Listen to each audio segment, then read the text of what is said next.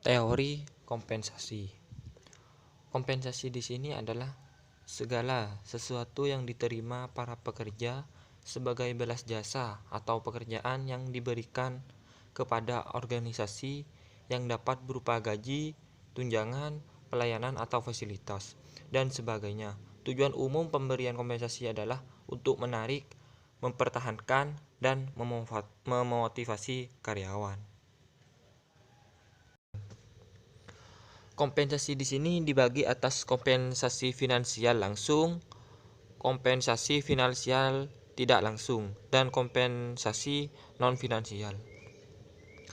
Kompensasi finansial terdiri dari bayaran yang diterima seseorang dalam bentuk upah, gaji, komisi, dan bonus. Kalau kompensasi finansial tidak langsung atau tunjangan meliputi seluruh imbalan finansial yang tidak termasuk dalam kompensasi finansial langsung. Teori kepuasan kerja. Setiap manusia mempunyai kebutuhan dalam hidupnya. Adanya keinginan untuk memenuhi kebutuhan itulah yang mendorong manusia melakukan sebagai aktivitas. Kebutuhan yang dimiliki manusia sangatlah beragam.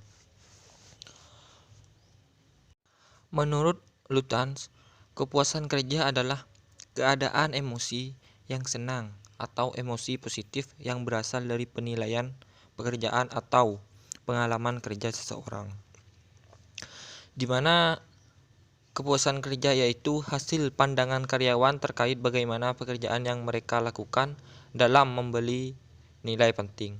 Karyawan akan merasa lebih puas apabila balas jasanya sebanding dengan hasil kerja yang dilakukan. Kepuasan kerja merupakan salah satu variabel yang dapat mempengaruhi produktivitas atau prestasi kerja para karyawan.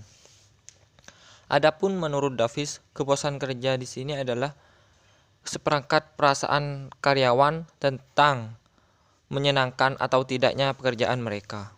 Karyawan yang bergabung dalam suatu organisasi tentu mereka membawa seperangkat keinginan, kebutuhan, hasrat, dan pengalaman masa lalu yang menyatu membentuk harapan kerja. Indikator kepuasan kerja. Yang pertama, gaji. Gaji lebih banyak menyebabkan ketidakpuasan, dan jarang orang yang mengekspresikan kepuasan kucingnya dengan sejumlah uang yang diperolehnya. Yang kedua, kesempatan untuk maju. Faktor ini ada tidaknya kesempatan untuk memperoleh kesempatan, peningkatan pengalaman, dan kemampuan kerja selama bekerja. Ketiga, keamanan kerja. Keadaan yang amat sangat mempengaruhi perasaan kerja karyawan selama bekerja. Dan yang keempat, manajemen kerja.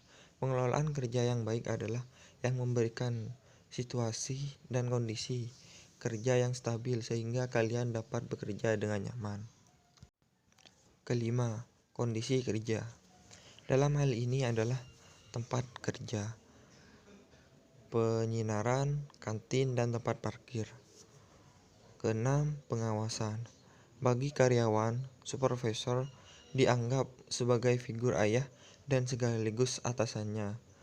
7. Faktor intrinsik dari pekerjaan. Atribut yang ada pada pekerjaan masyarakat, keterampilan tertentu. 8. Komunikasi. Komunikasi yang lancar antara karyawan dengan pemimpin banyak dipakai untuk menyukai jabatannya. 9. Aspek sosial dalam pekerjaan. Faktor ini biasanya berhubungan dengan interaksi sosial baik antara sesama karyawan dan atasannya. Dan yang terakhir, fasilitas. Fasilitas ini bisa berupa dana pensiun, perusahaan atau suatu organisasi menyediakan suatu alat transportasi untuk karyawan tersebut. Dampak kepuasan kerja terhadap kinerja.